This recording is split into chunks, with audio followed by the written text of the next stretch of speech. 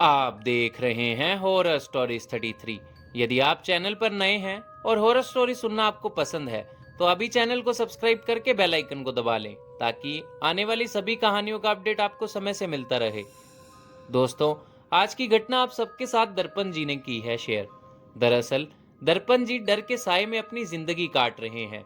उन्होंने यह घटना मुझे बोलकर बयां की, पर उनके बोल में भी डर ही डर था। तो चलिए सुनिए आप भी घटना को और समझिए उनके साथ आखिर हुआ क्या था। हेलो दोस्तों, मेरा नाम दर्पण खन्ना और मैं शिमला का निवासी हूँ। शिमला, वो हसीन वादियाँ, वो ठंडा मौसम, आप सबके जहन में भी यही आता होगा। और सच बताऊं तो मैं भी 18 साल की उम्र तक यही सोचता रहा था। दरअसल दोस्तों, मैं शिमला से ऊपर पहाड़ों के एक छोटे से गांव का निवासी हूँ और बचपन से अब तक मैं यहीं अपने माँ बाप के साथ रहता हूँ। दरअसल दोस्तों, मैं अपने कुछ दोस्तों के साथ क्रिकेट खेलने के लिए एक ग्राउंड में जाया करता था। वो ग्राउंड हमारे गांव से बाहर की ओर था। सुबह से लेकर शाम तक हम वहीं पर खेला करते थे और शाम होने के बाद अपने घर आ जाया करते। दरअसल हम 6 दोस्त उसी ग्राउंड में खेलते थे। उसी के एक और पहाड़ और एक दूसरी ओर एक बंद सा पड़ा मकान था। हम सब दोस्त कभी उस घर में तो नहीं गए, मगर हमारी कुछ बोले वहां पर जरूर गई हुई थी जो हम कभी निकाल भी नहीं पाए। दरअसल मैं अपने सब दोस्तों में बहुत निडर बनता था। मैं उनसे कहता था कि मुझे किसी चीज से कोई डर नहीं लगता। कुछ इस तरह एक बार हम सब दोस्तों के बीच एक शर्त लगी।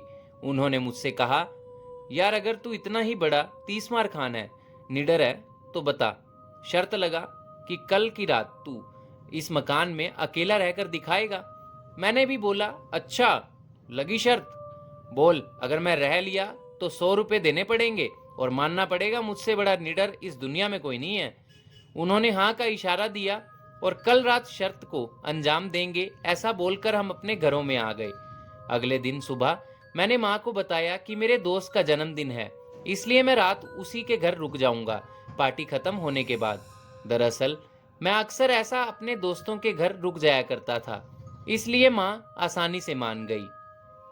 सब तैयारी हो गई थी। मैंने चुपके से अपने रूम में से एक चद्दर और तकिए का जुगाड़ करके अपने बैग में डाल लिया और मनोरंजन के लिए फोन भी रख लिया।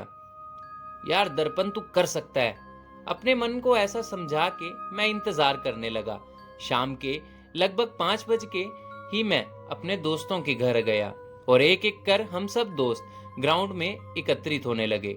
पर मेरे दोस्तों ने एक बार फिर से मुझसे कहा, यार दर्पण, देख ले भाई, अगर एक बार और सोच ले यार, मतलब करना है कि नहीं करना है। पर वो कहते हैं ना दोस्तों, जब दिल में आपके वहम सा भरा होता है ना, तो मतलब आप कुछ भी नहीं कर वो हो सकता। फिर कुछ ऐसा ही मेरे दोस्तों ने भी मुझे सिखाया। उन्होंने मुझे कहा, यार हो सकता है वहां भूत आत्माएं रहती हों।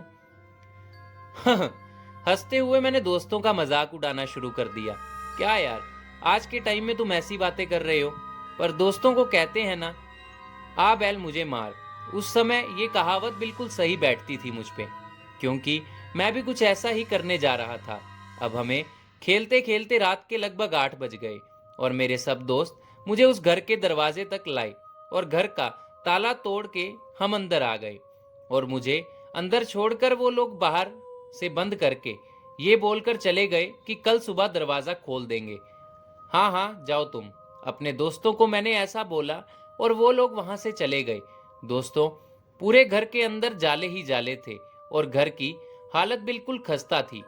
वो साफ साफ बयां में कर रहा था कि घर में बहुत सालों से कोई नहीं आया। तभी मेरी नजर ऊपर की ओर खुले एक कमरे में गई। बाकी कमरे तो बंद पड़े थे, पर वो एक कमरा जो था वो खुला था। मैं कमरे में आया और अब मैंने पाया कि कमरा देखने में ऐसा लग रहा था कि मानो बिल्कुल साफ सुथरा है। ऐसा लग रहा था जैसे कोई वहां पर रहता हो। मैंने इस बात पर ज्यादा ध्यान नहीं दिया और उसी कमरे में अपनी चद्दर बिछाकर बिस्तर पर ही लेट गया और अपना मोबाइल चलाने लगा। धीरे धीरे समय बीत रहा था और मैं मन ही मन खुश कि कल शर्त के 100 रुपए जीत जाऊंगा और दोस्तों को नीचा दिखाऊंगा। अभी मैं खुश हो ही रहा था कि तभी मुझे नीचे बाहर की ओर से आवाज आई, ठक ठक की। बात बहुत अजीब थी, क्योंकि सुबह के वक्त भी जहां कोई नहीं आता, वहां रात के समय भला कौन आया होगा। यही सोचता हुआ मैं सीढ़ियां उतरकर नीचे आया। मैं मन ही मन सोच रहा था कि शायद मेरे ही दोस्त होंगे जो जानबूझकर मुझे डराने के लिए ऐसा कर रहे होंगे। मैंने जोर से आवाज लगाई, ओए, तुम क्यों कुछ भी कर लो, मैं यहां से बाहर नहीं निकलूंगा, भाग जाओ यहां से। ऐसा बोलकर मैं फिर से ऊपर कमरे में आ गया। तभी मुझे ऐसा लगा कोई मेरे पीछे पीछे चल रहा है, क्योंकि मुझे साफ साफ दो बंदों के सीढ़ियां चढ़ने की आवाज आई, एक मैं और एक कोई और। मैं डर के एक कदम से पीछे मुड़ा, पर पीछे तो कोई नहीं था। मैं जैसे फिर से सामने घूमा तो अचानक से मेरे सामने एक सफेद परछाई आ गई, जो देखकर तो मानो मैं हक्का बक्का रह गया और वैसे ही सीढ़ियों से पीछे की ओर गिर गया। दोस्तों, वो जो भी शख्स था वो हवा में उड़ रहा था। पूरा शरीर उसका सफेद, बस आंखें काली दिख रही थी, ना उसमें कोई पुतलियां। मेरी जगह कोई और होता, वो भी अचानक से कुछ ऐसा देखकर डर के गिर जाता जैसे मैं गिरा।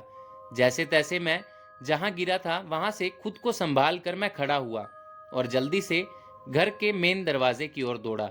मैंने बहुत कोशिश की उसे खोलने की, पर वो नहीं खुला, क्योंकि मेरे दोस्तों ने उसे बाहर से जो बंद किया था। बहुत खड़काया, पर वहां कोई भी नहीं था आसपास। फिर मुझे सामने एक कमरे का दरवाजा अपने आप खुलता दिखा। मैं डर के कारण जल्दी से उसी कमरे में घुस गया। उस तरफ अंधेरा और जाले, ऐसा लग रहा था मानो बिल्कुल अंदर कोई स्मेल सी आ रही थी। मैंने फोन की टॉर्च ऑन की तो पाया बाहर तो एक है, अंदर तो तीन चार आत्माएं बैठी हैं। मैं कुछ और करता उससे पहले ही वहीं बेहोश हो गया। उसके बाद क्या हुआ क्या नहीं ये तो मैं नहीं जानता, पर जब मैंने आंखें खोली तो मैं अपने घर बिस्तर पर लेटा था और सामने मेरे दोस्त और माँ खड़ी थी। मैंने उनसे पूछा कि मैं यहाँ कैसे आया, तो उन्होंने बताया कि मेरे दोस्तों को मैं सुबह वहीं उसी घर के बाहर बेहोश मिला। उन्होंने मुझे बहुत उठाया, पर फिर वो मुझे घर के अंदर ले आए और आज 2 दिन के बाद मुझे होश आया है। फिर डरते हुए मैंने उन सबको पूरा वाक्य बयां किया, पर उनमें से किसी को भी मेरी बातों पर विश्वास नहीं हुआ सिवाय मेरी माँ के। मेरी माँ को मेरी बातों पर विश्वास था, इसलिए वे अगले दिन मुझे एक बाबा के पास ले गई। उन्होंने मुझे अपने पास बुलाया और कहा कि ये जो बोल रहा है वो सब सच है। दरअसल माँ ने दोस्तों उन बाबा को पहले ही सब बता दिया था, जिस वजह से उन्होंने मुझे एक धागा दिया और कहा कि इस धागे को कभी अपने से अलग मत होने देना। जब तक ये तुम्हारे पास होगा कोई भी बुरी शक्ति तुम्हारा कुछ नहीं बिगाड़ सकती। दोस्तों, ये बात लगभग 5 साल पहले की है, पर दर्पण जी के मुंह पर आज भी वो डर मैंने घटना को जानते समय बिल्कुल वैसे ही कायम देखा। तो कैसी लगी आपको आज की ये घटना? यदि पसंद आई हो तो वीडियो को लाइक और ऐसी घटनाएं सुनने के लिए चैनल को सब्सक्राइब जरूर करें और देखते रहें हॉरर स्टोरीज 33।